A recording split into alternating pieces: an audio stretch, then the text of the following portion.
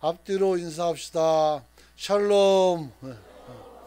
옆에도 인사합시다. 샬롬.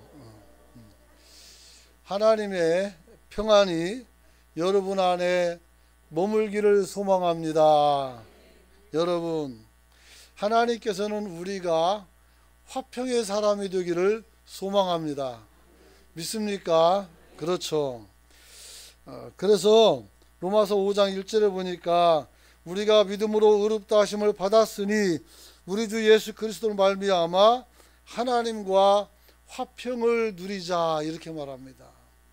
하나님과 화평을 누릴 수 있길 원합니다. 그 다음에 사람과도 화평을 이룰 수 있기를 소망합니다. 그 다음에 원수들과도 화평을 이룰 수 있기를 축복합니다. 점점 아멘 소리가 작아져. 어렵다 이거죠. 여러분, 우리가 왜 화평을 누려야 됩니까? 이사야서 32장 17절 보니까 공의의 열매는 화평이요 공의의 결과는 영원한 평안과 안전이라, 그렇게 말했습니다. 공의가 뭐예요? 하나님의 의를 말하는 거예요, 여러분. 그래서 열매가 화평이고 결과가 평안과 안전이라겠어요. 아멘 하시길 축복합니다. 그러면 이번 주에 아무도 다치거나 상하지 않고 하나님의 역사가 일어날 줄 믿습니다. 어떻게 하면 되느냐? 골로새서 1장 20절 보면 그의 십자가의 피로 화평을 이루사 만물 곧 땅에 있는 것들이나 하늘에 있는 것들이 그로 말미암아 자기와 화목하게 되기를 기뻐하심이라, 이렇게 말합니다. 그의 십자가로, 그 피로 화평을 이루었다겠어요, 여러분. 그래서 우리가 화목하게 되는 것을 하나님이 기뻐한다 그랬어요. 하나님께서는 우리가 형제간에 싸웠으면 그냥 막 교회 오지 말고 먼저 가서 화해하고 교회 와서 예배드리라, 이렇게 가르쳐 주셨어요. 왜 그럴까요? 화평이 깨지면 안 되니까. 여러분, 뿐만 아니라 성경은 할 수 있거든 너희로 모든 사람으로 더불어 화평하라, 이렇게 말했습니다. 모든 사람들과 더불어 화평하라. 여러분이 그런 사람 되시길 축원합니다. 그렇죠. 속삭이는 애기도, 아이한테도 우리가 화평해야 되고, 그죠? 화평할 수 있기를 축원합니다. 오늘 이제 팔복에서 7번째 말씀, 모기가 막 달려들어요. 7번째 말씀 이제 마지막이죠. 그리고 이제 다른 거 팔복도 해야 되겠지만, 7번째 말씀은 평화를 만들어가는 사람에 관한 이야기입니다. 그래서 화평케 하는 자는, 화평한 자가 아니라 화평을 만들어가는 사람은 복이 있나니, 이렇게 말씀하는 거예요. 이 사람들이 어떤 사람인데요? 그들이 하나님의 아들이라 일컬음을 받을 것이다, 이랬어요. 그래서 피스 러브가 아니라 피스메이커라고. 그래서 평화를 사랑하는 사람이 아니라 평화를 만들어가는 사람이 되시길 축원합니다. 사실 평화를 사랑하는 사람들은 세상에 많아요. 지금도 전쟁을 하는 푸틴도 평화를 사랑합니다. 나는 평화를 사랑한다고 말합니다. 지금 대만을 침공하겠다고 큰소리치는 중국에 있는 지도자도 나는 평화를 사랑합니다, 이렇게 말합니다. 북한에 있는 애도 나는 평화를 사랑합니다, 이렇게 말합니다. 평화 애호가들은 평화를 이용하는 사람들입니다. 그러나 평화를 만드는 사람은 그런 말 안 합니다. 평화를 만들어가는 사람은 원수일지라도 그와 화평하길 원합니다. 평화를 만들어가는 사람은 세상의 갈등을 없이 하기 위해서 온갖 자기 희생을 다 하게 됩니다. 예수님은 우리 인생의 갈등과 죄악을 통해 나타나는 어려움을 해소하기 위해서 자기 자신을 십자가에 내주신 줄 믿으시기 바랍니다. 그래서 오늘 예수님이 이 땅에 오실 때 뭐라고 했어요? 하늘에는 뭐요? 영광. 하늘은 영광, 땅은 평화. 그렇죠. 하늘은 원래부터 평화해요. 사람들이 시끄럽게 구는 거지. 그래서 하늘에는 영광, 땅에는 평화라겠어요.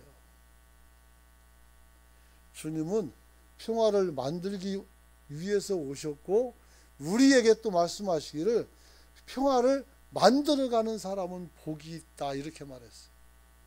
어떤 복이 있어요? 너는 하나님의 사람이라고 일컬음을 받을 것이다 그랬어요. 너는 하나님의 아들이라는 일컬음을 받는다는 말씀을 우리에게 주셨다는 겁니다. 사랑하는 성도 여러분, 이제 그래서 첫 시간엔 우리가 화평의 사람은 자기중심, 자기 이익을 추구하라고 말했고, 두 번째 시간에는 화평의 사람은 평화의 나라를 마음에 품고 살아야 된다. 천국을 가슴에 품어야 된다 했어요. 오늘은 뭘까요?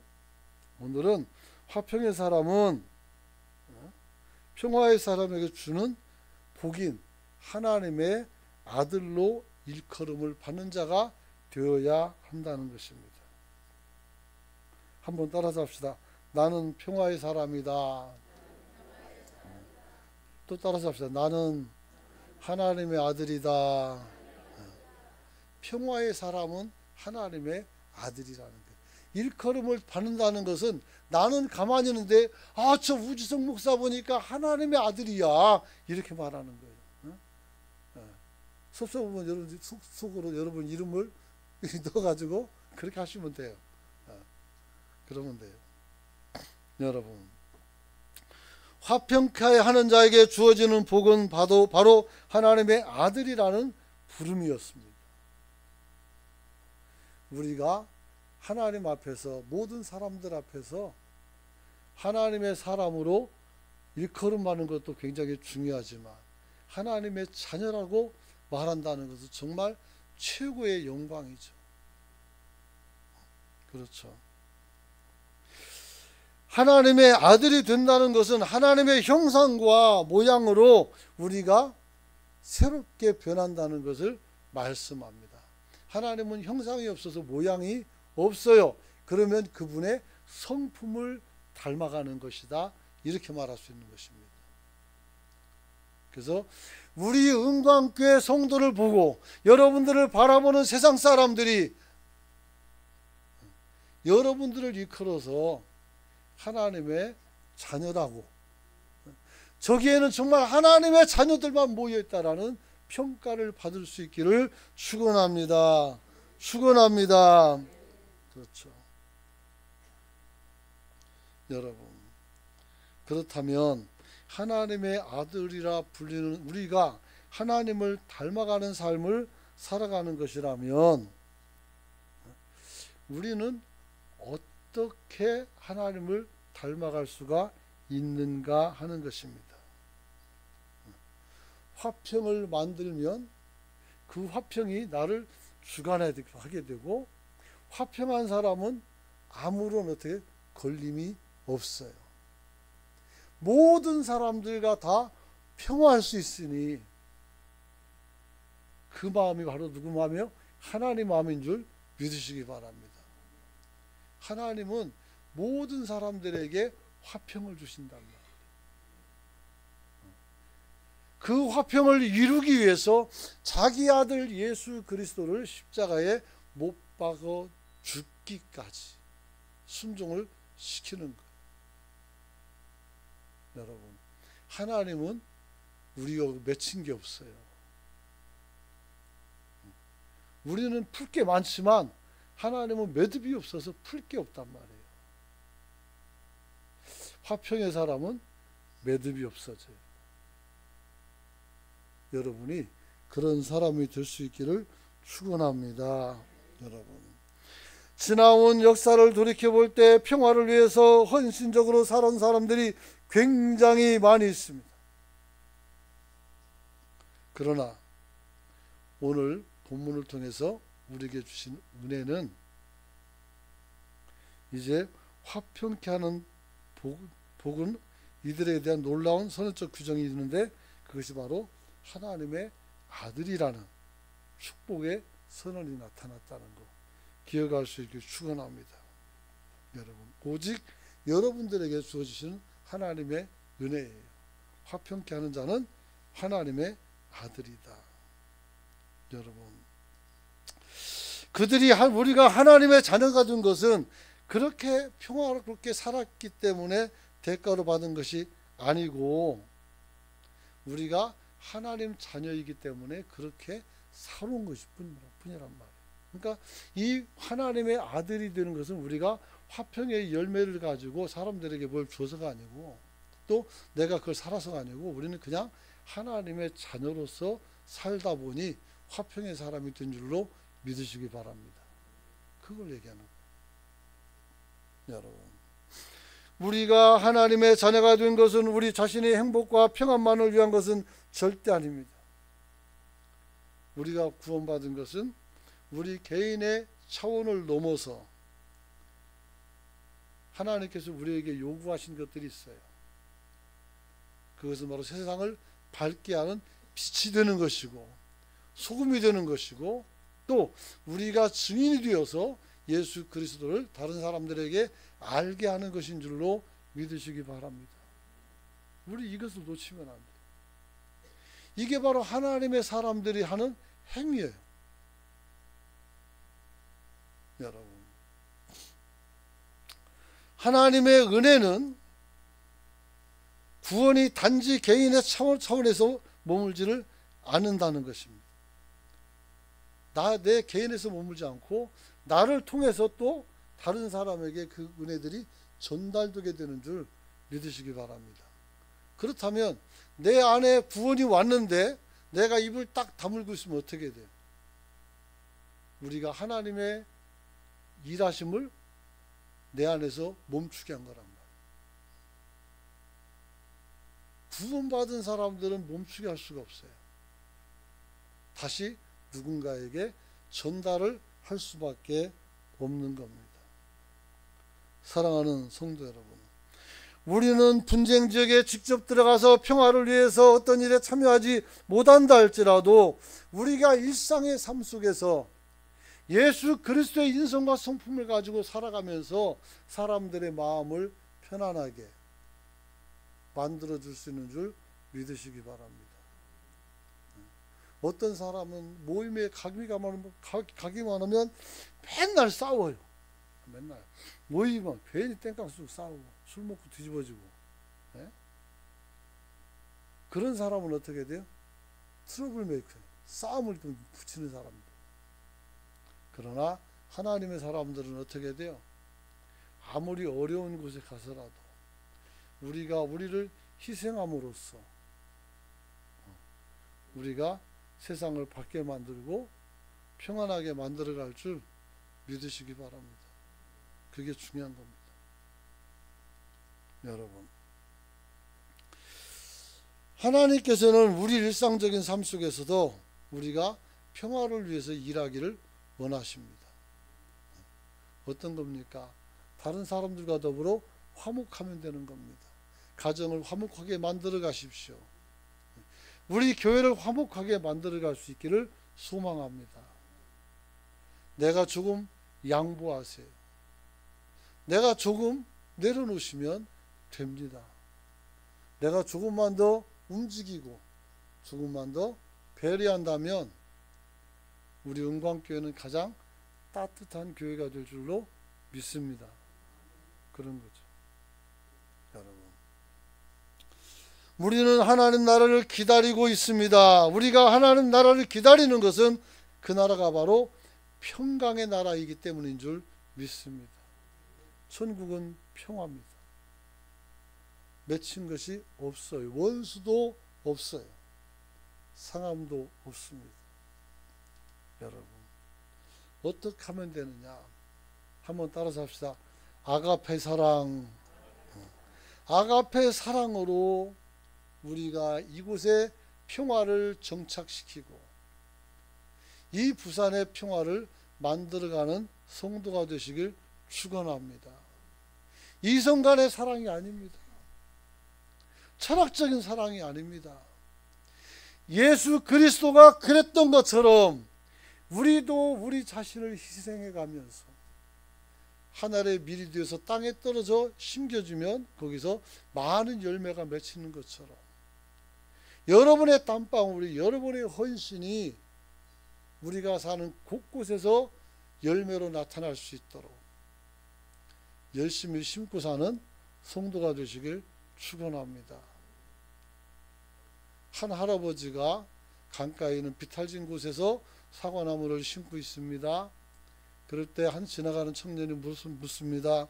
할아버지 뭐 하십니까? 사과나무를 심는다 그랬어요. 그럼 이게 언제 커가지고 열매를 맺을 수 있습니까?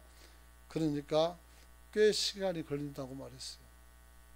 그래서 묻습니다. 그러면 할아버지가 드시지도 못하고 돌아가실 수 있는데 이걸 왜 심습니까? 그랬어요. 그랬더니 내 손주가 따먹을 수 있고 너도 와서 따먹을 수 있고 그렇잖아요. 내가 먹으려고 심는 것이 아니라 누군가를 위해서 심는 것이라는 거죠. 우리가 사는 것도 내 자신을 위해서 사는 것이기도 하지만 또 누군가를 위한 삶이 우리에게는 반드시 있다는 것이죠. 여러분은 부모가 아닙니까? 자녀를 위해서 희생하지 않습니까?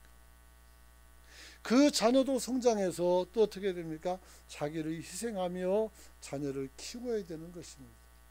이것이 가정이 이루어지는 그리고 연속성을 갖는 이유이기도 합니다. 교회는 더 그렇게 해야 합니다.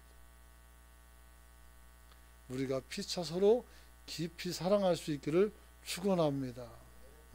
이 순수 사랑의 의미 외에 다른 것을 가진 사람은 하나님께서 벌을 줄 수 있습니다. 그러므로 순수한 마음으로 주님을 따르는 성도가 되시길 축원합니다.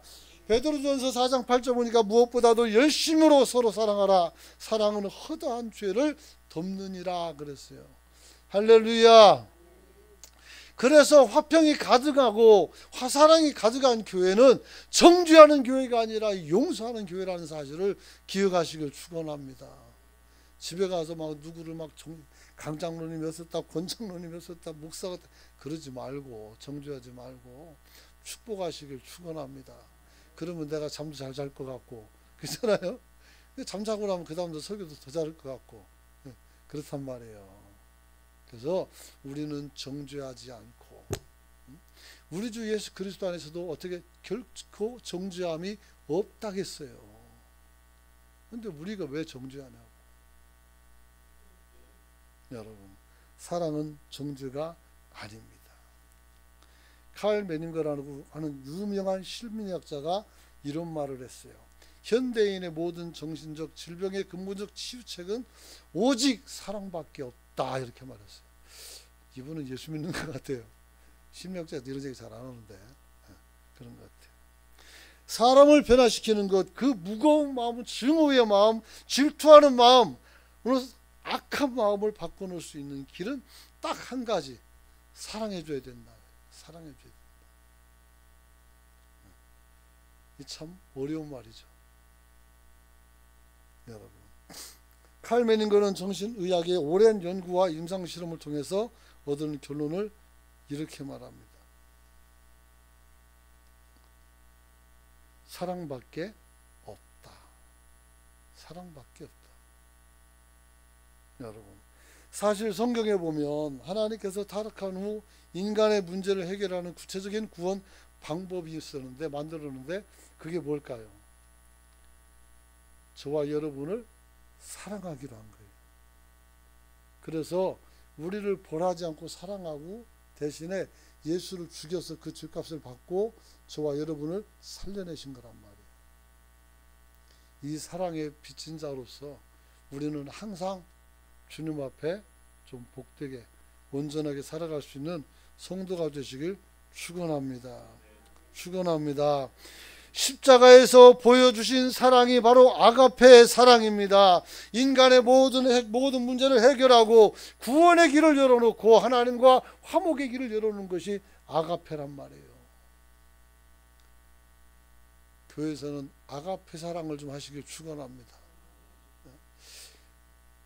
어떤 사람들은 아가페 사랑은 너무 하나님과 같은 사람인 줄 아는데, 아셔야 되는 것은 사랑에는 뭐가 들어가요? 감정이 들어가요. 감정이. 내가 권추나 집사님을 사랑하고 좋아요. 그게 감정이란 말이에요.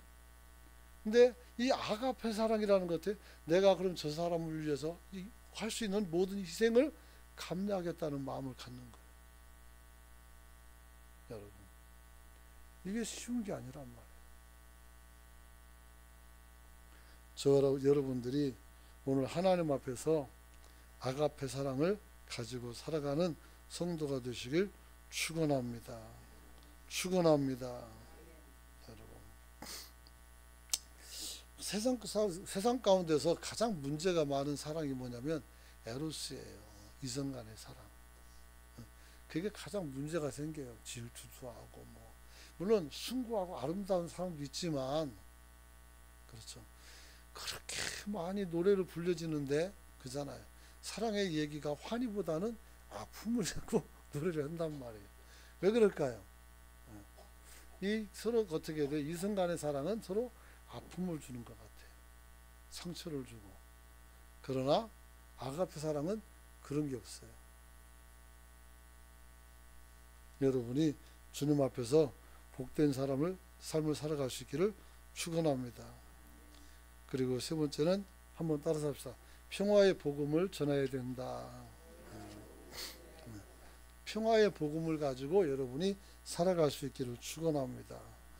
독일의 히틀러가 많은 사람을 죽이고 전쟁으로 온 세상에 큰 문제를 일으키고 있을 때 유명한 신학자 칼바르트에게 누가 이렇게 물었습니다. 당신이 아돌프 히틀러에게 해주고 싶은 말이 있습니까? 라고 물었어요. 그랬더니 그는 이렇게 대답합니다. 예수 그리스도께서 당신의 죄를 위해 죽으셨습니다. 이 말 외에는 할 말이 없다고 말했습니다. 그리고 말합니다. 히틀러, 당신도 잊지 마세요. 당신을 위해서 예수께서 십자가에 죽으셨습니다. 라고 이야기했습니다. 물론 이 이야기가 히틀러에게 전달되지 않았었던 것 같아요. 여러분, 진정한 평화는 인간의 노력으로만 이루어지지 않습니다. 진정한 평화는 예수 그리스도 안에서 그의 주시는 복음의 말씀을 통해서 우리에게 이루어질 수 있다는 사실을 기억하기를 축원합니다. 그렇죠. 그런 것입니다. 왜냐하면 하나님은 죄악으로 불화한 인간을 화목케 하시려고 십자가에 달리심으로 평화를 이루었기 때문에 그렇습니다. 주님은 자기 생명을 가지고 십자가 복음을 통해서 평화를 이루었습니다. 그러므로 우리는 그 십자가 복음을 증거하고 그 십자가 복음을 가지고 우리가 어떻게 서로 깊이 사랑하고 우리가 서로 깊이 평화를 누릴 수 있는 저와 여러분이 되시길 축원합니다. 사랑하는 성도 여러분, 조수아 리프만이라는 사람이 마음의 평화라는 책을 기록했습니다. 거기에 이런 얘기가 나옵니다. 어느 사람의 젊은이에게 말합니다. 그대가 가장 원하는 것이 무엇이냐 물었더니 그가 대답하기를 첫째는 건강이고 둘째는 사랑이고 셋째는 재물이고 넷째는 아름다움, 다섯째는 재능, 여섯 번째는 권력, 일곱 번째는 명예라고 말했습니다. 참 욕심도 많아요. 이 모든 것을 다 듣고 그가 말하기를 뭐라고 말합니까? 친구여, 마음에 평화가 없다면 네가 말한 이 모든 것을 다 가져도 행복이 없다네. 이렇게 말했다고 합니다. 사랑하는 성도 여러분, 이제 말씀을 마치려고 합니다. 주님께서 우리에게 화평케 하는 자는 하나님의 아들이라고 일컬음을 받게 하겠다는 말씀을 주고 있습니다. 여러분, 하나님의 아들이라면 무조건 평화를 만들어 가야 합니다. 우리가 싸움의 시초가 된 원인자가 되서는 안 됩니다. 우리는 싸움을 말리고 다툼을 그치게 하고 서로 평화롭게 해야 됩니다. 우리가 가는 곳마다 화평이 일어나야 되고 우리가 가는 곳마다 아름답고 맑은 웃음소리가 끊임없이 터져나야 됩니다. 누군가를 불안하게 하고 누군가의 화평을 빼앗아서 내가 행복한다면 그것은 하나님이 절대로 허락하지 않을 것입니다. 오히려 우리가 나를 내려놓고 누군가를 화평케 한다면 하나님은 여러분들을 기쁘게 생각하실 것입니다. 한번 기도합시다. 나는 누구입니까? 나는 어떤 사람입니까? 나는 화평을 깨는 자입니까? 나는 화평을 이루는 자입니까? 나는 하나님의 아들입니까? 아니면 나는 하나님의 아들이 아닌 광폭한 폭군입니까? 여러분의 가정에서는 어떤 대화가 오가고 있습니까? 따뜻한 사랑의 대화입니까? 아니면 전투와 격전이 일어나는 전쟁터 같은 그런 대화입니까? 이제 하나님 나를 바꿔주십시오. 내가 바뀌면 모든 것이 다 바뀌는 겁니다. 주여 치고 통성으로 기도합니다. 주여 은혜